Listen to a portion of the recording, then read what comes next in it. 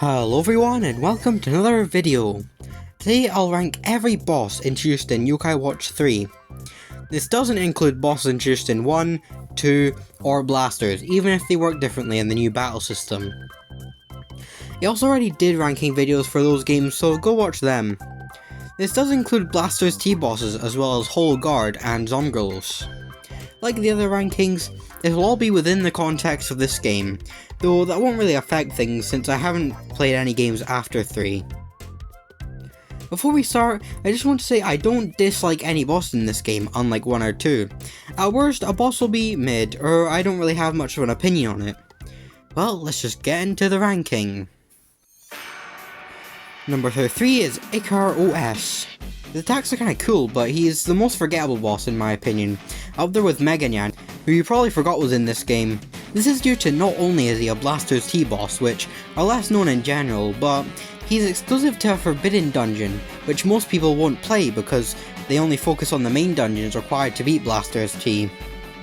On top of the fact that most Blaster's T bosses before Pyramid of Clue get defeated quite quickly even when at the recommended level, meaning you'll barely get to see any of his attacks. Well, at least he looks cool. 32 is Maiden Ruin, another Blaster's T-boss but actually memorable. She doesn't have any major gimmicks to make her noteworthy. She does have that box thing, but like I've said, you're gonna defeat her quickly, so you'll likely never see that unless you're trying to. Another Blaster's T-boss at 31 is the Wobra. I swear the bottom won't all be Blaster's T-bosses. The Wobra is about as memorable as Maiden Ruin, but he actually has a noteworthy gimmick, being his mask will come off and leave a floating head, which I guess is something. You probably saw this one coming. 30 is Tornado. I've already talked about why I didn't like these bosses in 2, but then they made another one. I talked about him in my Gates of Whimsy video, so watch that. I mean, he's better than the others, but because I do actually quite like how his main eye and his hand eyes are on different parts of the grid. But other than that, not too interesting. He's higher than the others because I like the Pearly Chamber of Whimsy in that whole quest. Yet another Blaster's T-boss, Soul Cleaver, is 29. He is lower than the recolor because I think his colors are worse, and he's more forgettable, being in a forbidden dungeon like Icar-OS. He's higher than the others due to the design being quite cool, and I like the gimmick with the head. Number 28 is Duolite. I find it cool how they not only brought back Duel and Chirpster, but they also gave them recolors in the Tower of Enlightenment. I've already talked about why I'm not a huge fan of Duel in my Yokai Watch 1 boss ranking. I don't really understand how you're supposed to tell which wisp is correct, and I feel it's pointless anyway because they just end up targeting the head and beating him no problem. 27 is Chirpolite. Like Duolite, I've talked about my thoughts on Chirpster before. The boxes are at least much more interesting than whatever Duel has, but still don't like them too much. Still cool that these two exist in the first place though. My least favourite story boss, Betty Buys, is 26. I like a lot of her attacks and she can be quite difficult at times when you fight her in the story. I mainly just find the whole targeting the alarm clock versus a teddy bear thing a bit confusing. I do understand how it works, but when you have such little time to do it, it can be quite confusing. I also really like this story chapter and the fact that Betty Buy is actually Buck and Dorothy's mum, though predictable, I liked. 25 is Yell's Kitchen. I really like this boss's design, colour scheme and gimmick. I think it's a good introductory boss to Blaster's T.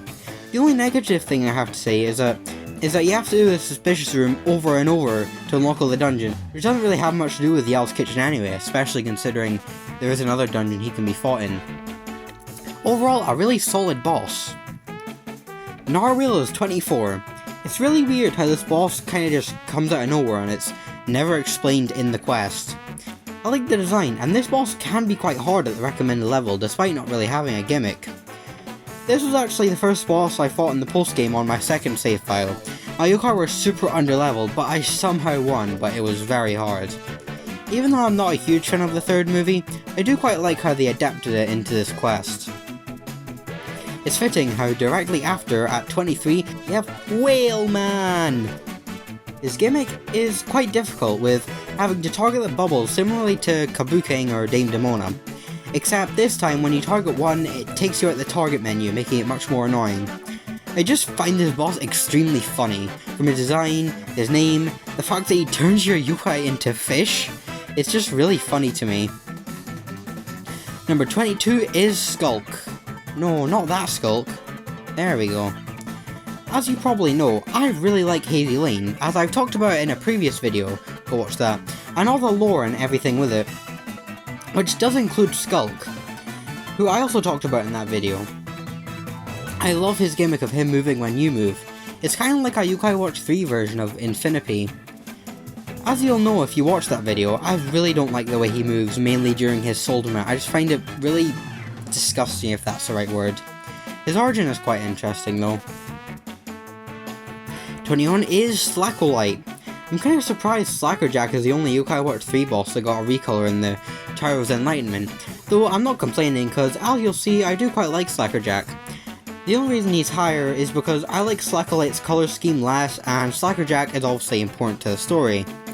Speaking of, Slackerjack is 20. One of the most iconic Yokai Watch 3 bosses, and for good reason. I do quite like him in the story. He's like a Pied Piper who, if I remember correctly, was revealed to just be doing it because he was lonely or something like that. He also works for the Ghoulfather, and you refight him later on in New Yokai City, which I like. I've always liked that you fight Slimermander again in Yokai Watch 1, or Kin and Gin again in Yokai Watch 2, and they just did it again here. I'm sure they won't overdo some refights in this game, surely, right? 19 is Hoaxy Coaxy, another story boss who happens to work for the Ghoulfather. I find the fight much more interesting than Slackerjack, and I really like the whole dream world thing he has. You once again fight him later in the story in New Yokai City, which I like. What I don't like is after you beat him for a second time, he runs away and you have to fight him again. Directly after you literally just fought him. I really don't get that. I would understand a bit more if there was more substantial gap between fights, but anyway, cool design, moving on. Number 18 is Nobot, yet another Ghoulfather minion and Yopplewatt's recolor, which I believe is the only story boss recolor that's also fought in the story. I really like Nobot and how he guides you through Bada Bing Tower. I don't think his name is that bad, but I literally just thought of a 10 times better one. Doppelbot. It's so genius, I know. 17 is Yopplewatt. I like the gimmick of targeting where you want him to go. He's higher than Nobot because, number one, I like the twist where you think you're going to fight the Great Bite Shark, but then Yopplewatt malfunctions and you end up fighting him instead. And number two, he turns into the Yokai Vacuum Cleaner, which isn't too interesting, but I think it's a neat feature. 16 is Zomgulos, the boss that isn't even in the medallion for some reason. I really like his obscure inclusion, but it's kind of sad how he's just Gargos, but quite a bit weaker. From one only to another, we have Plundros at number 15. I already like Gargos and now he's a pirate. His gimmick with the cannon I quite like, as well as the quest which involves Demona, one of my favourite yokai. I also like that you can battle him every day and get a soul. Number 14 is Agent X. I bet you weren't expecting that. I asked my community whether I should count these as one boss or two bosses, and it was extremely close. But then, the number of people who expressed that these two bosses extended.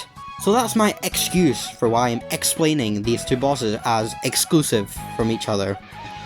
Alright, I'll start with the excellent, excessive, exaggerated X puns. I do really like Agent X. I like his whole thing with the Ghoulfather, and his attacks are good. Especially the one where he steals a yokai. So you thought Hoaxy Coaxy was bad. Well, you fight Agent X a whopping 4 times throughout the story. I mean, the last one is just the Executor, but still, 4 is way too many, but it's not that bad I guess, and at least they're more spread out. At 13, we have the first boss of the game, Junkernaut. Some people may call him easy, as well as most bosses in the game. Well, to me, he might be easy, but I think he serves well as an introductory boss. He's no Slimermander, but, well, as we've seen, it could be much, much worse.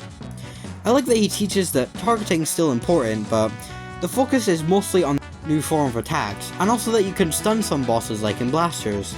He also makes an appearance in Blasters T, which I like. Number 12 is Arcolite. You'd expect some other side boss or Yokai Watch 3 story boss. I really like that they went with Orkanos for the final of the big 4 of the Tower's Enlightenment. Having a known extremely tough boss, well, Orkanos isn't nearly as hard here, and Arcolite kind of feels weaker, though I could be wrong.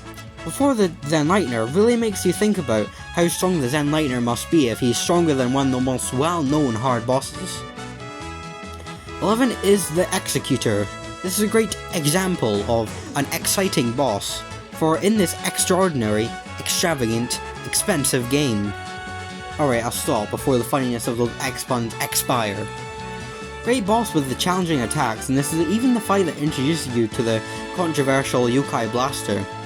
I guess the thing with fighting him 4 times in a row just shows how committed he is to stop you so that the Ghoul Father can make his dreams exist. All these X-puns are making me exhausted. You might be surprised about this next one. Number 10 is the Lastus Nyanmarai. You may be thinking, well, Lastus Nyanmarai is a forbidden dungeon boss, which is why you ranked Ikar OS so low. And to that I say, is Ikar OS basically my favourite Yokai Watch boss but different? Is Ikar OS a form of a cool Yokai that I really like? Does Ikar OS have his own banger battle theme? Didn't think so.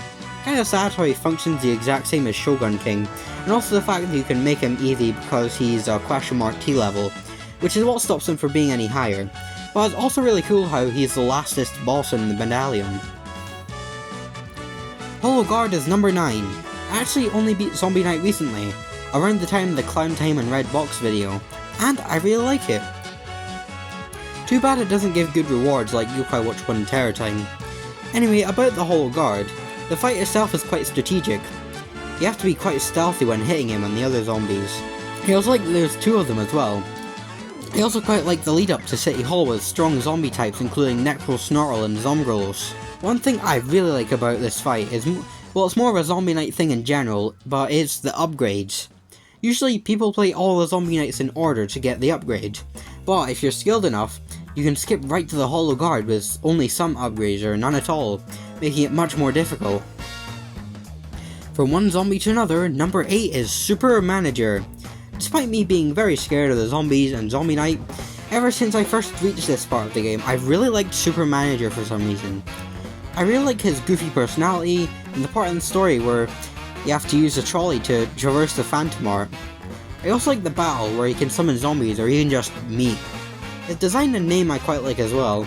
He also appears in Blaster's T, which is cool. Yokaiju is number 7. This is a very unique fight and a very cool one as well.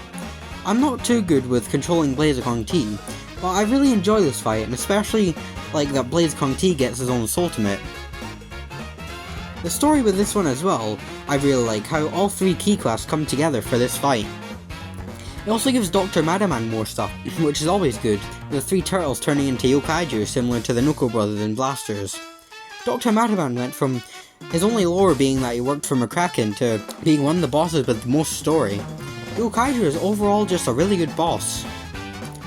Number 6 is Holy Moly. I've gained an appreciation for Holy Moly after my hardest bosses video. I really like his design and attacks. I also love the fact that the final boss of Blaster's T is the one who dug all these dungeons on the Cluvian continent in the first place. The main final boss of Blaster's T, the Gold Father, is number 5. The Ghoul Father returns yet again, which is really cool, and he fuses with a really cool yokai, El Durago. Me beating Blaster's T for the first time was also somewhat recent, and when I reached this boss I really liked it. He has a bunch of cool attacks, and Deadcool comes in as well. A lot of factors make this an excellent boss and a really enjoyable one to go back to. Number 4 is Rongo Swirl. You know I love the lightning / electric element in things, which already gives Rongo a big boost. I like his design and name, it's cool that he's a drummer. The fight itself isn't too special, with the main gimmick being targeting his drum to get rid of lightning clouds he spawns on the grid, but I still like it. His placement in the story also isn't anything too special, with him being another minion of Ghoulfather and taking over Club Coma. Why do I like him so much? His battle theme. That's why. Have you heard it? It's also the fact that a story boss, other than the final one, gets his own battle theme, which I think is the only time that this has happened outside of Blasters. It's not just that though. You might notice there's a part with a drum solo.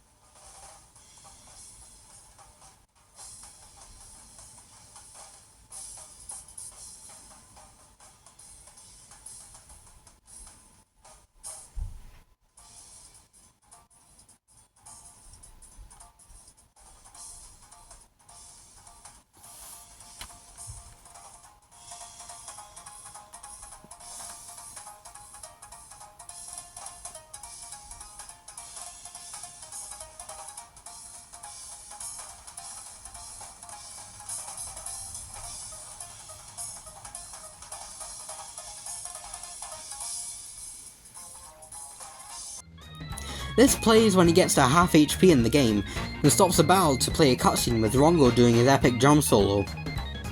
It even says, "We interrupt this fight to bring you an epic drum solo from Rongo Swirl," which is just perfect. My friend's a drummer, so next time he asks me to send him a song to drum to, I know what I'm sending. An extremely underrated boss in my opinion, the Ghoulfather is number 3. merican didn't really have much of a backstory. Dame Deadtime did have quite a bit of a backstory, but the Ghoulfather takes it to the next level, having a whole cutscene and everything. And it's a really good one as well, where he gets exiled for 555 years. Speaking of, I like that they kept the whole 555 thing in English, even though he's no longer called Go Godfather.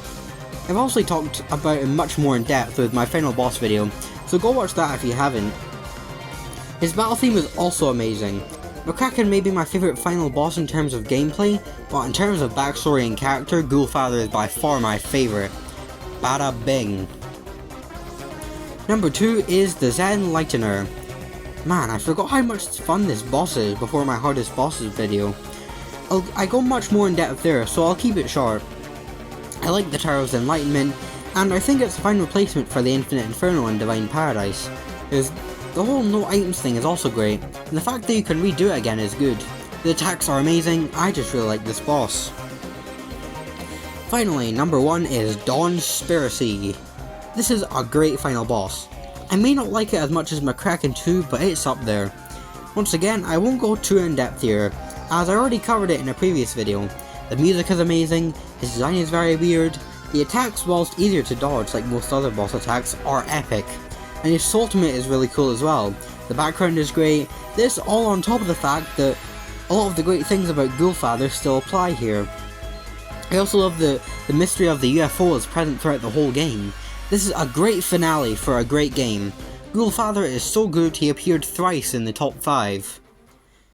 Well, that was every boss introduced in Yokai Watch 3. Yokai Watch 3 has overall the most consistently good bosses in my opinion. Wish I could say the same about the yokai. One thing I want to say is that this will be the last ranking video for a while, as I'll still do these, but I'm enjoying these less and less, so don't be too sad if one doesn't appear on the next poll. I also want to say I've started live streaming now. I've been doing Yokai Watch 1 with only lightning attribute yokai. We just recently beat the game yesterday, and I'm going to be doing post game at some point, so stay tuned for those. And other live streams as well. As usual, like and sub if you like this and want to see more, and comment your favourite Yokai Watch 3 boss. Eat your tasty pasta, and I'll see you in the next one! Well, you may have noticed the last few videos I've been saying that, I was hoping for a shorter one, and I think this is finally the one. I hope you're not too disappointed that it's shorter, but I've wanted to make a shorter video, and yeah, I think this one's fine.